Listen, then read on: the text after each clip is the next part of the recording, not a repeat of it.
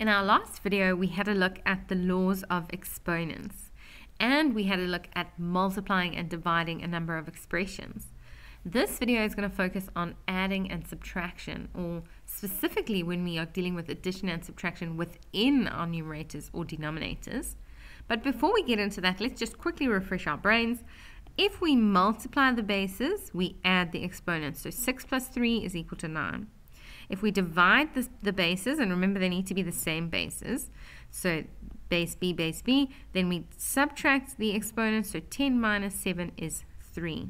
Okay, when raising a power to a power, you take the power inside the bracket and you multiply by the one outside. So 2 to the 1 times 8, c to the 4 times 8 over there. And then we had these, which were not really laws, but they were more sort of identities of exponents, always true.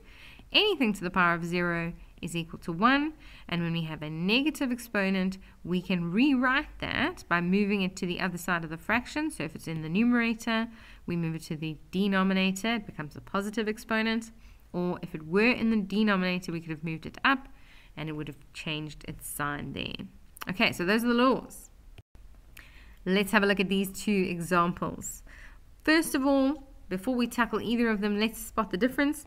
So 7 to the x plus 3 multiplied by 7 to the x minus 2 divided by 7 to the x. And what's happening here? 7 to the x plus 3 minus 7 to the x minus 2 over 7 to the x. So very similar, but you are going to see that they are actually so different. Okay, so the first one we know how to do because we have a whole video on that. So let's have a look. When we multiply the bases, we add the exponents. So we've got 7 to the x plus 3 plus x minus 2, and that's over 7 to the x.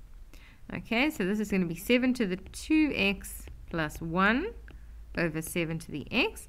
And then when we divide the bases, we subtract the exponents. So 7, 2x plus 1 minus the x from the denominator. So 7 to the x plus 1 there is our final answer. Okay, but something is different here in our second one. And we're not multiplying the bases, and so we can't just straight away go and add our exponents. And so when this happens, we actually need to factorize. So what I do when I'm dealing with exponential expressions is I straight away have a look and I say, are there pluses or minuses? Because that means that I have more than one term in my denominator.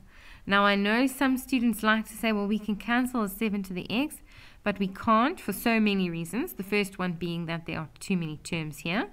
The second one being that even if we were to expand this, we would have dropped a base and we'd still need a base for our 3. Okay. So we can't cancel, but we do know how to factorize, okay? But it's definitely easier to factorize if we can just see these things step by step. So seeing as though these exponents are added, we can say to ourselves, well, I can break this up if I multiply my base. Because 7 times 7, well, then we add our exponents, x plus 3. So all I've done is I've just broken it up there, and I'm going to do the same thing here. 7 to the x times 7 to the minus 2. Okay, and that is all over 7 to the x. Okay, why did I do that? I did it because it helps me to spot the fact that there is actually a common denominator here. So we've got 7 to the x and 7 to the x in each of these terms. So that I can factorize out, and I'm left with 7 to the 3 minus 7 to the minus 2. Okay, which is something we'll deal with later. Once I have factorized, I am allowed to cancel. Okay, so that's why we factorize, so that we can then say, okay, well, these 7 to the x's are going to cancel each other out, and then what am I left with? 7 to the power of 3, so that I can write then as 7 times 7 times 7. So 7 times 7 is 49, times another the 7 is 343, minus, and then that's 7 to the minus 2. So that's 1 over 7 squared. So 343 minus 1 over 49. And then generally these would say to us we're not allowed to use a calculator. So now we just got to use our logic. Okay, there'll definitely be 342 left. And then we would take that other one and make it 49 over 49. So we'll have 48 over 49 left there. Okay, so very important to notice how different these answers are. Have a look first before you start and say, are we multiplying or dividing, or are we adding and subtracting? Because if we are adding and subtracting, we have to factorize first. Let's take a look at the next two examples. Okay, so the first thing I like to do, as I've said, is I like to identify the fact that, we've got more than one term in our numerator and in our denominator. Okay, the other thing that I like to check for when I'm working with exponents is, are my bases all prime numbers? And in this case, they are. So that's okay. That's going to be easy enough to do. I can then straight away break it up and say 2 to the power of x multiplied by 2 to the power of 2, because if I multiply those, I would add the exponents to get the x plus 2 there. Minus 2 to the x times 2 to the 1 over 2 to the x plus 2 to the x times 2 squared. Okay, still can't cancel. I need to factorize first. So in the numerator, there's a common 2 to the x, and it just so happens that in the denominator, there's also a common 2 to the x. Okay, so what are we left with? 2 to the x is going to be our common factor. We're left with 2 squared minus 2 to the 1 over, here, if I take out the whole 2 to the x, remember that I'm then left with, let's take out that 2 to the x, I'm left with 1, so that when I multiply it back, I get that term. So just be careful there that you don't lose your term, plus 2 squared. Okay, now that I've factorized, I'm allowed to cancel. So those are going to go away. And I'm left with, let's work this out quickly, 4 minus 2, which is just 2, over 1 plus 4, which is 5. So 2 over 5 is our final answer there. Okay, the next one, let's identify. We always start and we say, well, hold up. There are 2 terms there, which means I need to factorize. The next thing we look for is there anything that's not a prime base? 9 is not a prime. 9 is not a prime. Okay, I know it can be so tempting to say I want to cancel and cancel. But we can't cancel those because we're dealing with a minus over here. So what we're going to do is we're going to get things into prime bases. So 3 to the 2x is fine.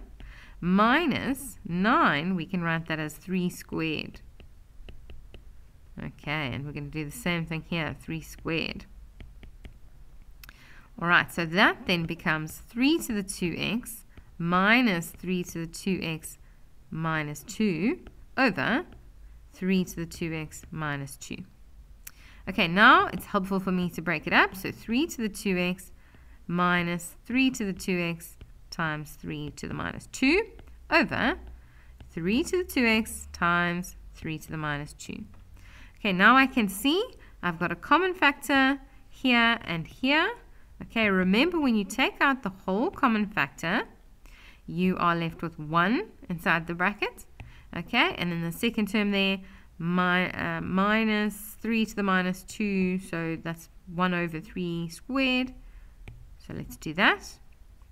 Okay, and then here we've got 3 to the 2x multiplied by 1 over 9.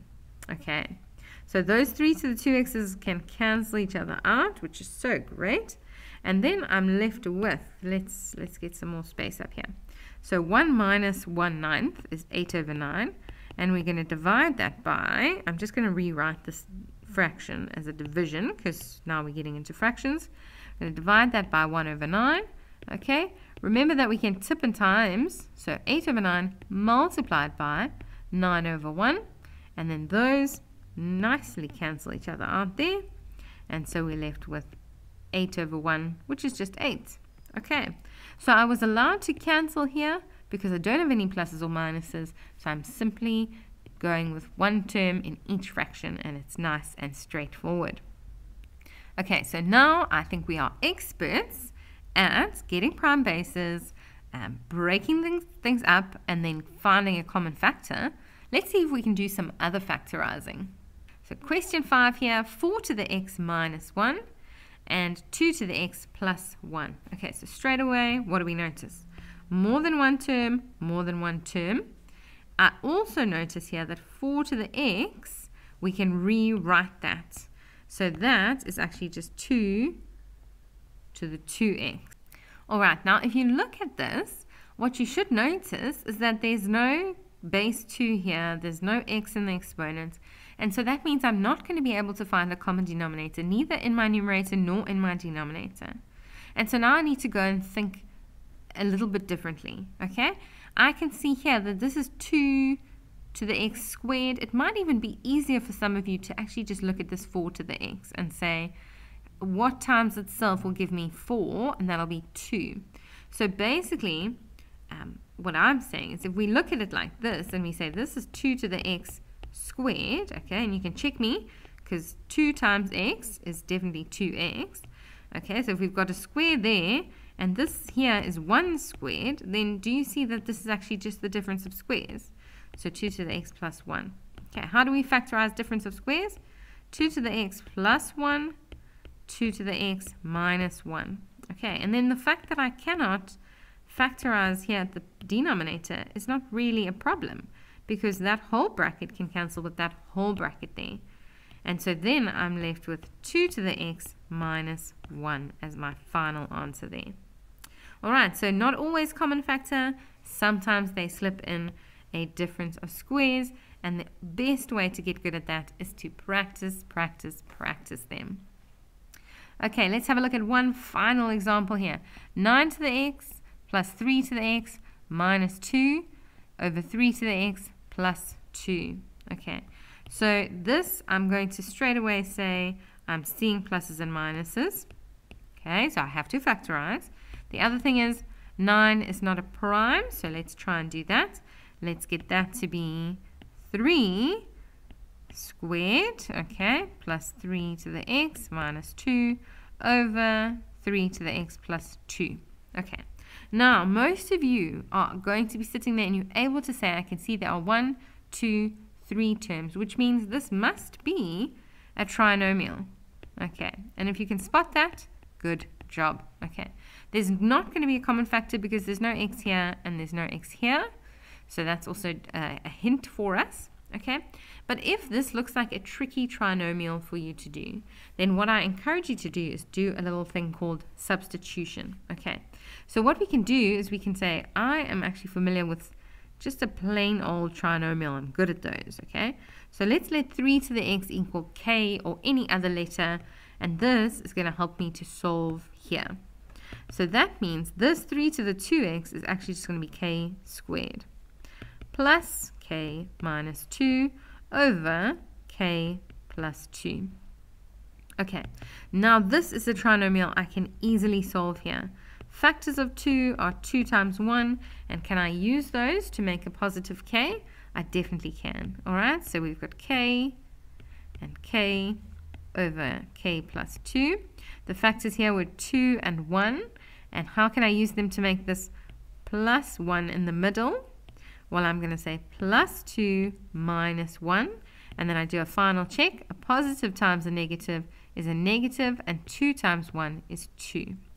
Okay, and so what I have now is I have a k plus 2 in my numerator, which can cancel with the k plus 2 in my denominator, and so I can then say this answer is k minus 1. Okay, but be careful, because I can't, just because I've done this little substitution to help myself do an easier trinomial, doesn't mean I'm allowed to leave my answer here. I then need to say, okay, well, the final answer then is actually 3 to the x minus 1, because that's what k is equal to. So 3 to the x minus 1. Okay, if you wanted to, you could have definitely factorized this thing from this point here, and if you're able to see it, then go for it, grade 10. 3 to the x plus 2, 3 to the x minus 1 over 3 to the x plus 2, and you may then cancel in the same way. And so you'll see that'll be a lot fewer steps, and you'll end up at exactly the same answer, but I encourage you, use a method that you are confident in.